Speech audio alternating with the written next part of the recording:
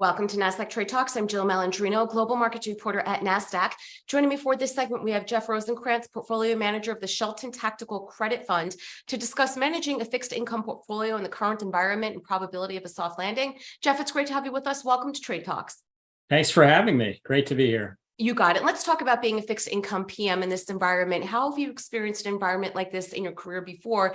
And what are the daily challenges this market environment imposes? No doubt it's very challenging. Certainly there have been cycles in my career, recessions, stimulating the economy out of recessions. This one's definitely a little different.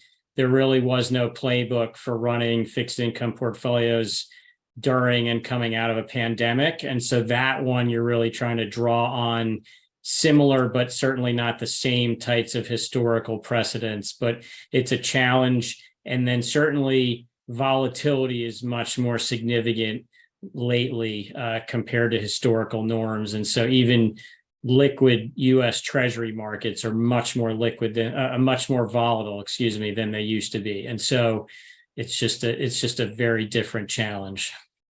Let's talk about some of the data for a moment. The last GDP release showed strong growth for the U.S. economy, and the Fed just held rates steady at least until December. What is their course of action at the December meeting? And is this market pricing in more rate hikes?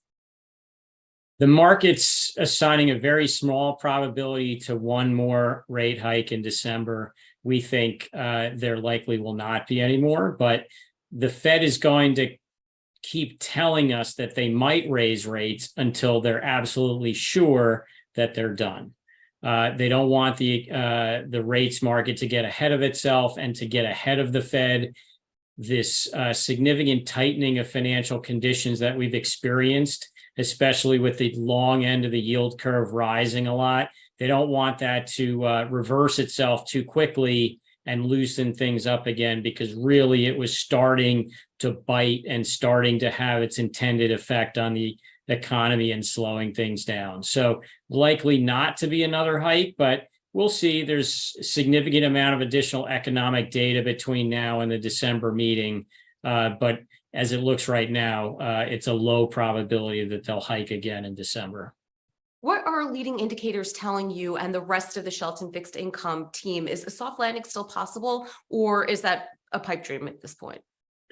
Well, the leading indicators are continuing to show a slowing in the economy, and we're almost getting to the point where even the concurrent indicators are starting to catch up as well. So hours worked, which tends to lead things like unemployment, is certainly showing us that the economy, the labor market, is finally starting to cool. So really what that's telling us is there's not going to be a need for additional rate hikes, and the Fed can just sit back, make sure we're on a nice glide path to a slowing economy. Now, whether or not that's a soft landing or a hard landing, we lean a little bit towards a bumpier one because there's so much of this accumulated rate hikes that hasn't really been felt throughout a lot of the economy. If you haven't had to refinance a mortgage or a car loan yet, or large consumer durable goods, and only a small percentage of borrowers have had to so far, you really haven't felt the full effect. So there's a significant amount of additional tightening that's going to work its way through the system and slow things down. And it's really with the lagged effects of these rate hikes, you don't really know that things are slowing until it's really too late. And so we think the Fed will overcorrect and things will, again, take a bumpier landing. That's where we see things. Let's wrap it up here and talk about T yields for a moment. Yields are still increasing, and investors can get attractive yields at a much lower risk than corporate or even munis. Do you see an inflection point on the horizon for people to start moving out of T-bills and back into corporate debt? Absolutely. And they if they haven't yet, they certainly should be starting to move out the yield curve and get some duration, maybe not 100% of your portfolios, because that 5.25 or better yield on a T-bill or a money market is certainly enticing.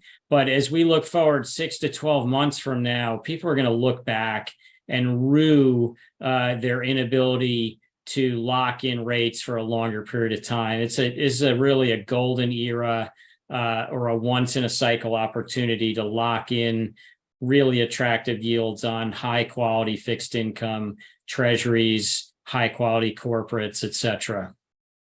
All right, Jeff, we appreciate the insight. Thanks for joining us on Trade Talks. I'm Jill Malandrino, Global Markets Reporter at Nasdaq. My pleasure. Thanks for having me.